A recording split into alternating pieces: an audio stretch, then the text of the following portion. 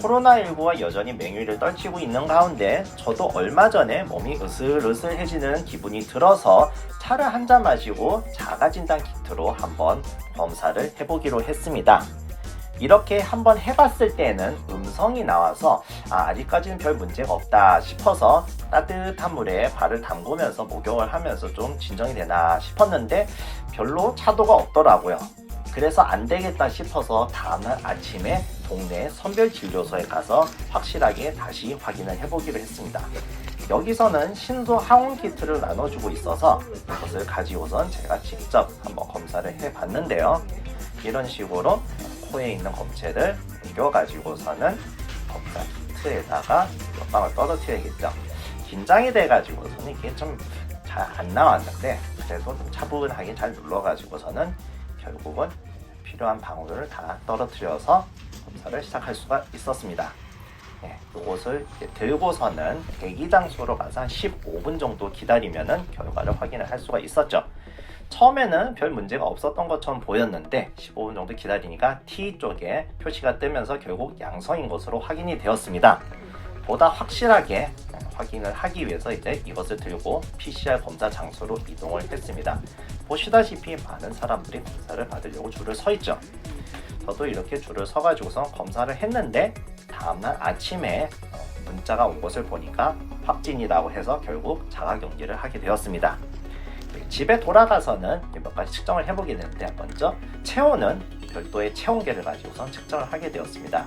이것은 적외선 센서를 통해서 귀에 있는 온도를 확인을 하는 식이었는데요. 온도가 심하게 올라갔을 때는 38도가 넘어가는 등 좀 열이 좀 많았습니다. 이런 상태는 한 나흘 정도 지속이 되었고요. 이것뿐만 아니라 자는 동안에는 애플워치를 계속 차고 있었기 때문에 여러 가지 신체 상태를 측정을 할 수가 있었습니다. 수면 추적 기능이 활성화되어 있으면 수면의 질을 파악을 하기 위해서 각종 데이터를 수집하기 때문인데요. 실제로 해외에서는 이런 데이터를 가지고 코로나19를 감지하는 데 쓸 수 있는지에 대해서 각종 연구가 진행되고 있기도 합니다. 자, 이제 제 애플워치에 어떤 식의 건강 데이터가 수집이 되었는지 보여드리도록 하겠습니다. 건강 앱에 들어가서 먼저 심장에 관련된 데이터를 보여드리겠습니다. 자고 있는 동안의 심박수가 어땠는지를 확인을 해보니까 평소보다 약 분당 10회 정도 더 심장이 뛴 것으로 확인이 되었습니다. 다음은 호흡기 부분을 확인해 보겠습니다. 자는 동안에 호흡수가 어떻게 변했는지를 확인해 보니까 중간에 이렇게 튄 부분이 보이시죠? 저 때가 증상이 심했을 때인데 분당 3회 정도 더 쉰 것으로 확인이 되었습니다. 다음은 어떤 식으로 자고 있었는지를 보게 되는데요. 수면 패턴을 보시면은 상당히 잠을 많이 설친 것을 확인할 수 있습니다. 다른 주의 데이터와 비교했을 때도 확실히 차이가 있던 것을 확인이 되죠. 자, 그리고 마지막으로 얼마나 활동이 변했는지를 확인하기 위해서 걸음수를 보겠습니다. 자가격리를 하고 있는 동안은 밖에 나갈 수가 없다 보니까 걸음수가 많이 줄어든 것을 확인을 할 수 있습니다.